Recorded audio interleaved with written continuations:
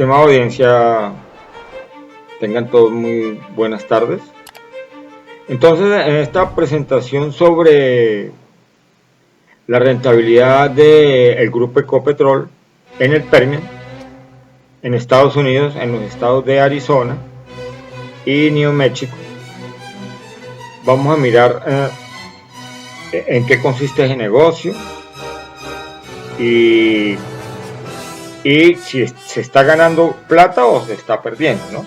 Entonces, para eso yo le envié una carta a Ecopetrol que me respondan si ya, al menos si ya se recuperó la inversión, ¿no?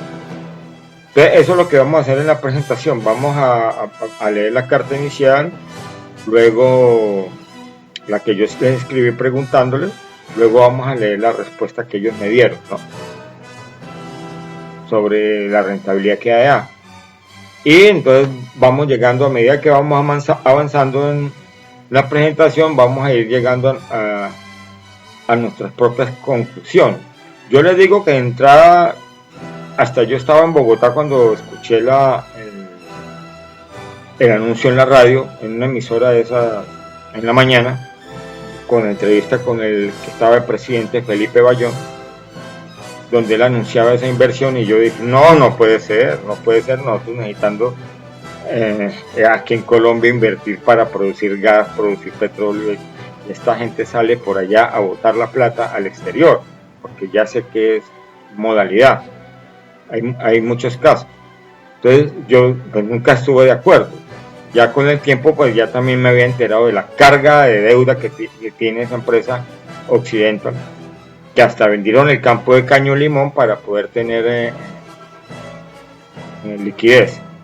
Y sin embargo Ecopetrol ese negocio sí no les gustó, a los de la junta directiva de ultraderecha no les gustó. Entonces, ¿por qué? Porque ellos estaban obviamente velando por los intereses de la OXI, no los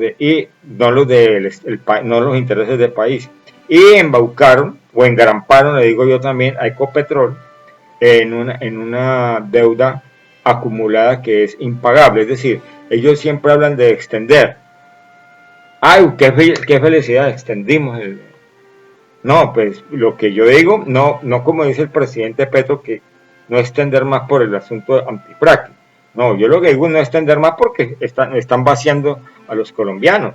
Esa deuda que ellos adquieren allá, que están adquiriendo allá, nos la van a pasar a nosotros porque es una empresa estatal. Por eso es que yo siempre he dicho que el manejo de Ecopetrol se debe hacer muy diferente para evitar que los desfalcos nos los pasen a los consumidores. Ya va una deuda que está creciendo, un dinero que se ha invertido más de 4.000 millones de dólares. Hablemos de los primeros 1.500, 750 al inicio del contrato y los otros que fueron regando más los otros.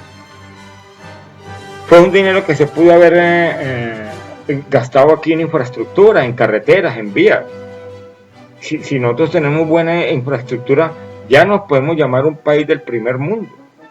En vías, arreglar las vías terciarias, acueducto, alcantarillado en la zona alejada, en La Guajira, en el Chocó. No, eso no lo hace. Se van a botar la plata al exterior. Entonces, ese es el fin de esta presentación en especial. Las otras de momento no. Esta en especial porque hay mucha persona en las redes, en LinkedIn. Yo soy cliente de LinkedIn, donde siempre están defendiendo esa inversión. Y a mí me hace irracional que una persona pueda estar en favor de perder dinero ajeno, porque el propio de eso sí estarían ya colgándose. Ya se hubieran suicidado si fuera el dinero de ellos. Es dinero de todos los colombianos. Entonces, esa es la importancia de esta presentación. Y por eso la estoy haciendo, para ya ir opacando a toda esa gente que son de ideología ultragoda. Es decir, ultragoda yo me refiero siempre a que todo ha marchado muy bien y que van a seguir apoyando ese establecimiento. No, señor, las cosas no han marchado bien y lo que no ha servido no se va a apoyar. ¿Quién dijo? Entonces, a eso se refiere la presentación. Vamos a mostrar todas las variables macroeconómicas, el flujo de caja, etcétera, y ustedes mismos se darán cuenta, no por propaganda que yo haga ni proselitismo, sino mirando la información, mirando las estadísticas y mirando las curvas. Entonces, eso sería todo, estimada audiencia, muy amable, gracias.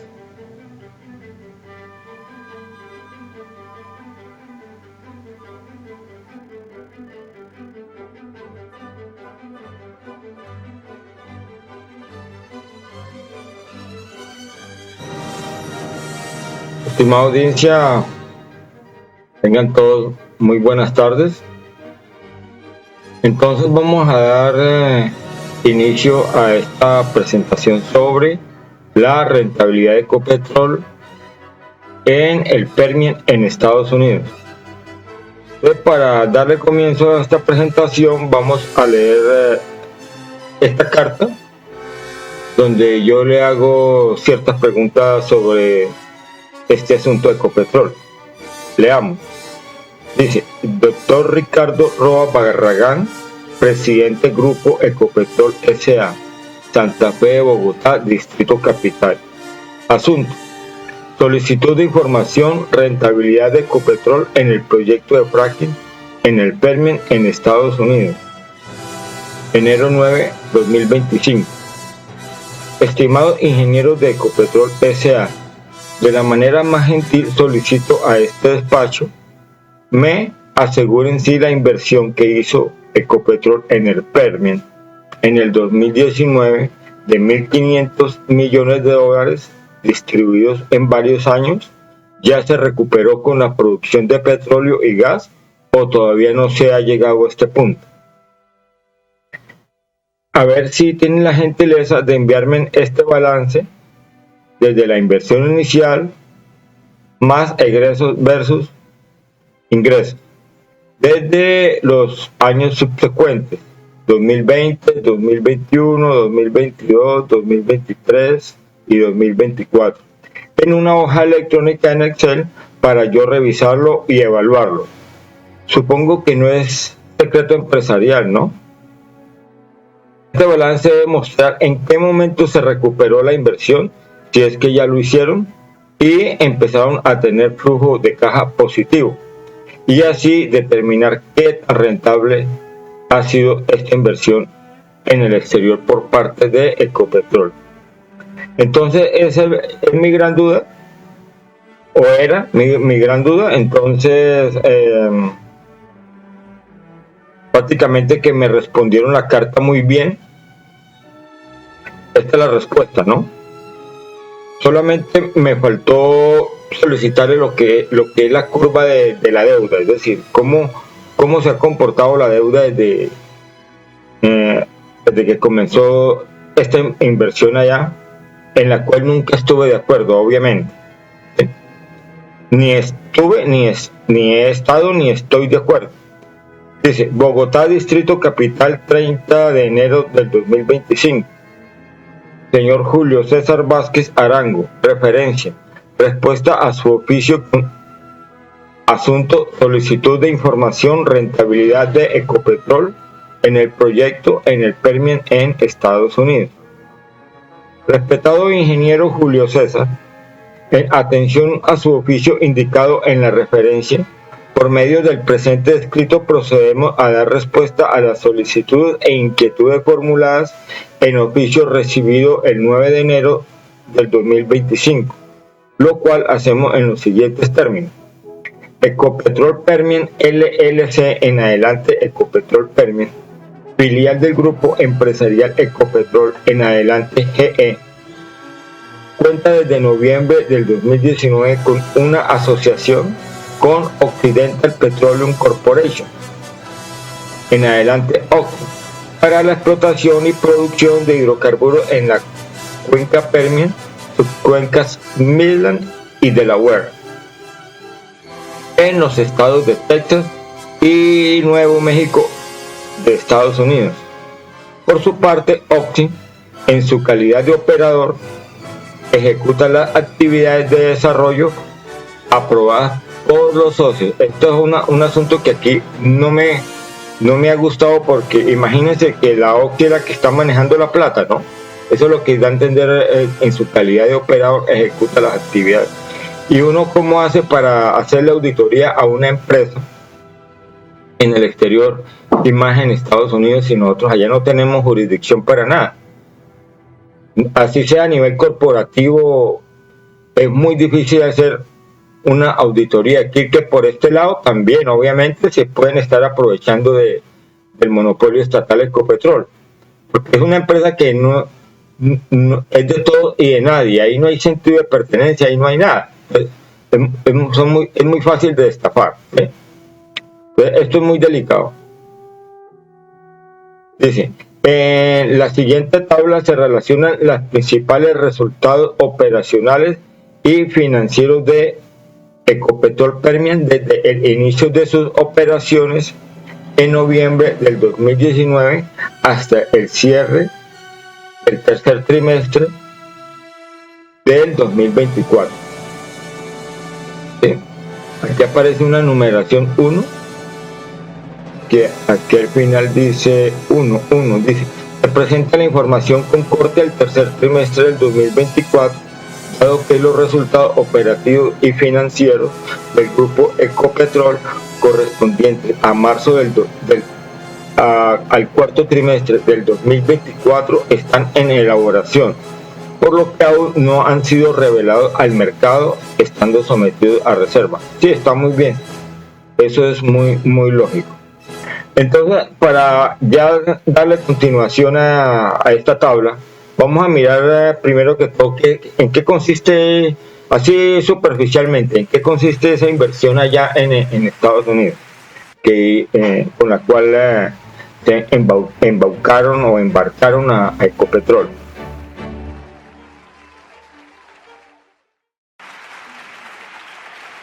Entonces, el Permian es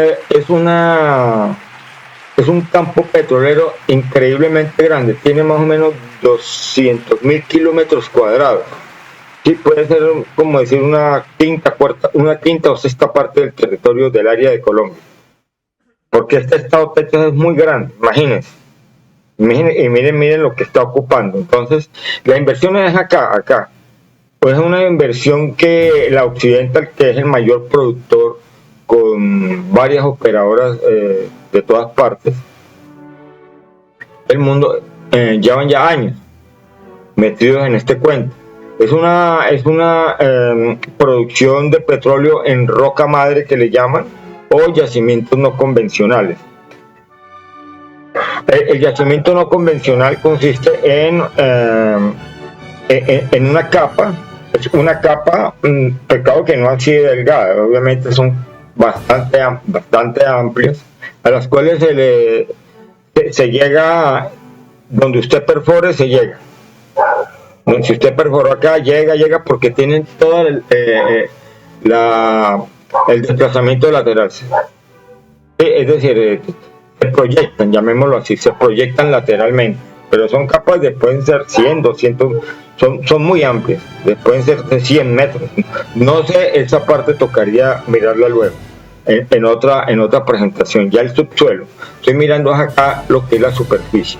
Entonces, la cuenca se divide en dos subcuencas, que es Delaware Basin, que es la cuenca de Delaware, que está entre Nuevo México y Texas, y la Midland, que es allá en Texas, esta que está acá. Entonces, como les digo, son yacimientos no convencionales. Donde usted perfore un pozo, ahí encuentra el riesgo geológico, no lo hay. Lo que hay es el riesgo de los altos costos de producción, porque la roca madre hay que perforarla con un pozo horizontal y luego inyectarle unos fluidos con una propelente llamémosle unas arenas especiales para permitir que no se cierre la fractura y así producir esas lutitas, que son arcillas compactadas. Es decir, recordemos de que las arcillas no tienen permeabilidad, es lo primero que aprende uno en esto, ¿no? Son impermeables, entonces toca fracturarlas, y ese proceso es costosísimo. Es el punto por el cual estamos entendiendo esta presentación. Entonces, aquí está el Golfo de México, aquí está Luisiana, Arkansas, Oklahoma, Nuevo México, Arizona, y aquí ya colinda con el río Bravo, que es este que está acá, y México, ¿sí? Entonces, esa es la ubicación de la cuenca. Ahora vamos a mirar a raíz de cómo, pues, ese era un tema que aquí en Colombia pues prácticamente no se trataba, porque aquí no tenemos ningún historial en explotación de este tipo de yacimientos, pues muy poco se ha hablado, ¿no? Entonces vamos a mirar ahora acá en qué consiste la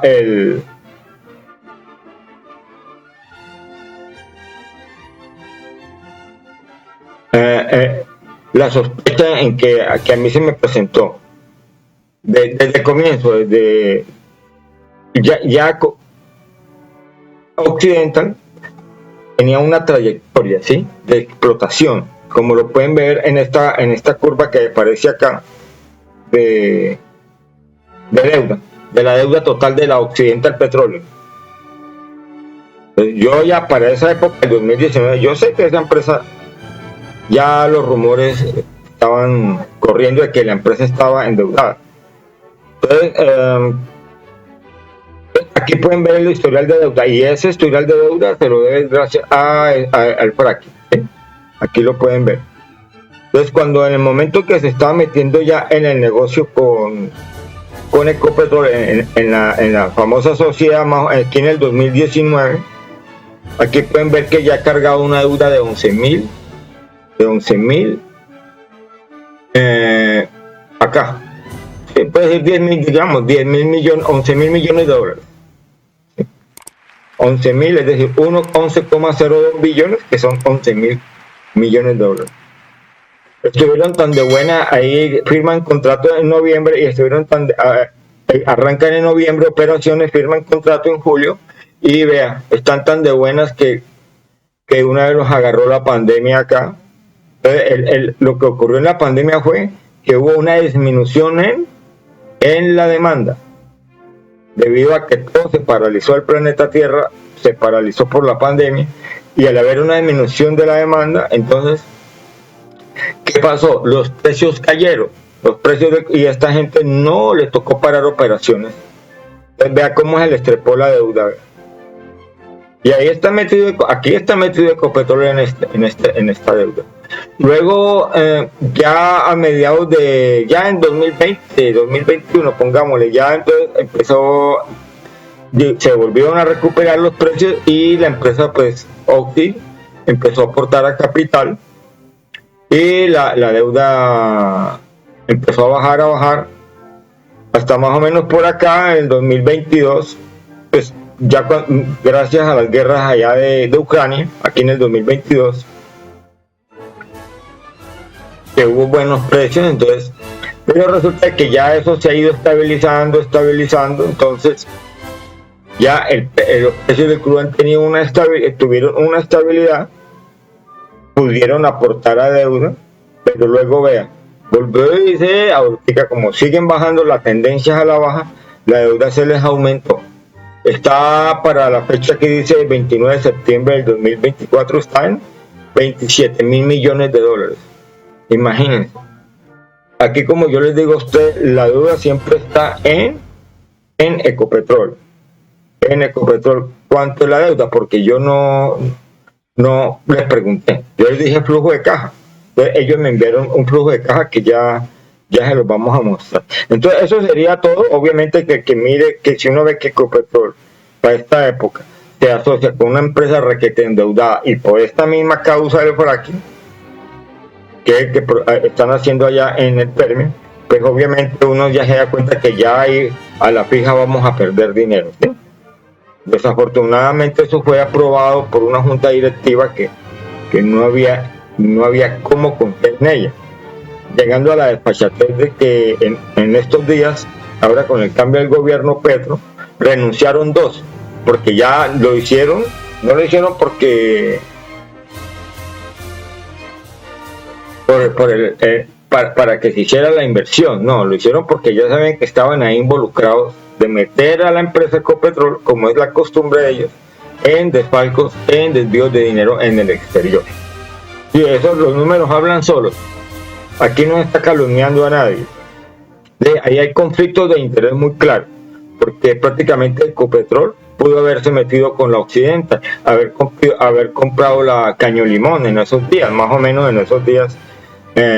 Occidental vendió Caño Limón, y en vez de haber hecho esa inversión que le convenía más, fue a botar el dinero, patrimonio público de los colombianos, porque es dinero del Estado, de nosotros, que se puede usar en muchas obras, en infraestructura, fueron a botarlo al exterior. Entonces, para pasar a la tabla, vamos a explicar lo que es el EBITDA. El EBITDA, que es un indicador que ellos están usando normalmente, los ingenieros lo están usando mucho, pero la realidad no es un indicador confiable si no se usa acompañado de la deuda, que fue la que no se me ocurrió pedirles, pero la podemos inferir mirando la información que nos enviaron, y el flujo de caja. Entonces vamos a mirar lo que es el EBITDA, la estimación del EBITDA a partir de la ecuación de balance general. La ecuación de balance general es la ecuación que cualquier persona que tenga un negocio la utiliza, sea para pagar impuestos o para saber si está ganando o perdiendo plata. Eso así sea el negocio, la tienda de la esquina, siempre van a necesitar saber si están ganando, ¿no? Entonces eso se hace, y algunos tendrán que pagar impuestos, y de ahí se pagan impuestos también. Entonces vamos a mirarla primero, vamos a revisar esta ecuación que aparece acá. Entonces, estado de pérdida y ganancia, dice los ingresos brutos menos los costos de producción. Los costos de producción es todo el gasto que usted haga para producir ese bien o ese servicio como tal, ¿no? Nos da una utilidad bruta.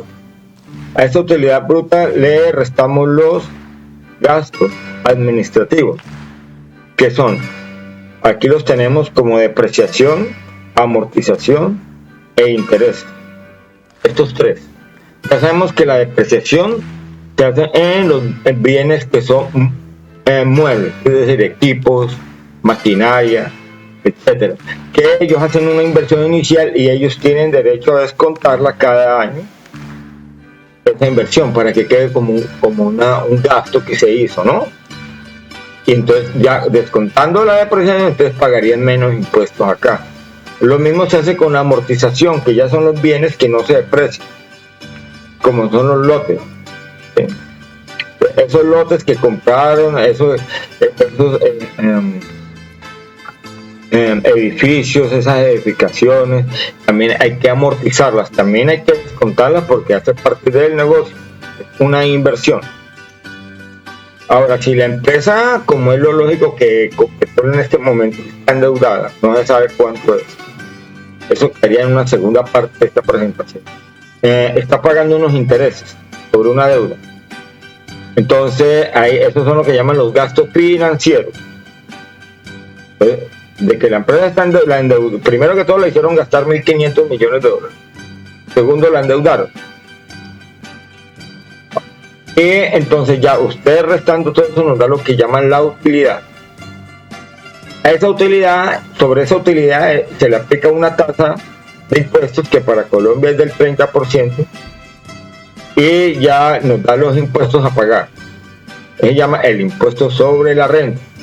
La utilidad menos los impuestos nos da la utilidad neta. La utilidad neta es la que se va a repartir entre los diferentes accionistas. Pues una parte me imagino que ellos la usarían para volverla a reinvertir.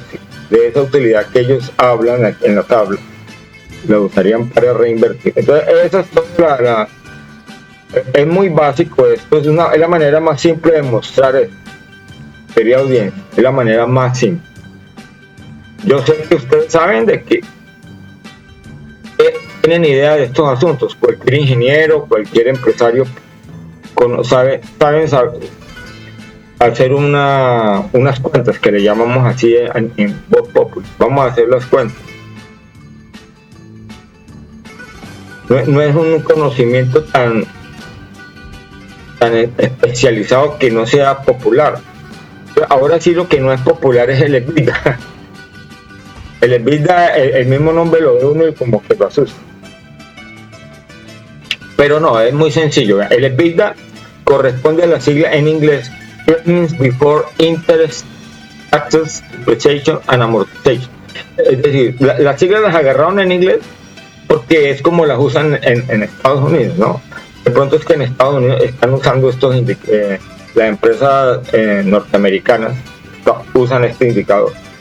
Entonces dice ganancias antes de intereses, impuestos, depreciación y amortización. Es todo. Entonces, ya el EBITDA dicen que esta utilidad neta que aparece acá, entonces ya lo que hacen es que se devuelve. Es todo. Le suman los intereses, le suman los impuestos, le suman la depreciación y le suman la amortización. Se devuelven. Pues ¿qué es lo que qué nos está dando el EBITDA? Nos está dando una utilidad inflada. No le llamemos una utilidad, nos está dando una rentabilidad, unas ganancias, llamémosle ganancias, no utilidad porque ya nos salimos ya de esta definición. Nos está dando unas ganancias infladas que no son reales. Esta que está acá, que están en verde, las coloqué en verde porque no son un desembolso como tal. Ya el desembolso se hizo atrás, cada año al comienzo en la inversión inicial. Ya miramos eso de la inversión inicial como ya se hizo atrás, entonces, pero lo que son intereses e impuestos, cada año hay que pagar impuestos y todos los años tenemos que pagar deuda, interés y deuda al banco. Aquí uno se da cuenta de que los grandes ganadores de este negocio del fracking en el término han sido los bancos, porque estamos trabajando para los bancos, para pagarle intereses a los bancos. Es prácticamente un gota a gota que lo perpetúa a perpetuidad. Entonces vuelvo y les aclaro, el EBITDA es la utilidad neta más intereses, más impuestos, más depreciación y amortización. ¿Sí? El margen de EBITDA es el porcentaje, se da en porcentaje y son los ingresos brutos dividido el EBITDA. ¿Qué quiere decir esta relación que hay acá? Que los ingresos brutos son menores, pero sí, al ser el numerador mayor pues, y que el denominador, pues entonces siempre nos va a dar un porcentaje. Multiplicamos por 100 nos va a dar un porcentaje. Sí, entonces yo, por favor, tengan bien entendido esto, que claro, no como qué interpretación se le da, ¿no? Es una manera de ellos de ver el negocio así. Yo la realidad sí lo puedo mirar, claro, lo vamos a mirar, pero con el flujo de caja y con la deuda que en esta ocasión no me percaté a pedirles la curva de la deuda. Entonces, ahora sí ya pasemos a la tabla, ¿no? A ver qué dice la tabla. La tabla está por acá. Entonces ya sabemos, ¿no? El EBITDA que aparece acá incluye todo eso, ¿no? Incluye impuestos, incluye depreciación, amortización e intereses. Pues vamos a mirarlo uno a uno. Entonces, vea, la curva es muy tal cual yo se los pedí, pero obviamente no lo dieron sino hasta el septiembre del 2024, porque ese todavía, el del año completo no lo tienen todavía, es decir, el del cuarto trimestre. ¿Sí? Entonces, tal cual yo se los pedí, muy bien. Estimada audiencia, muchas gracias por escuchar estas presentaciones e investigaciones.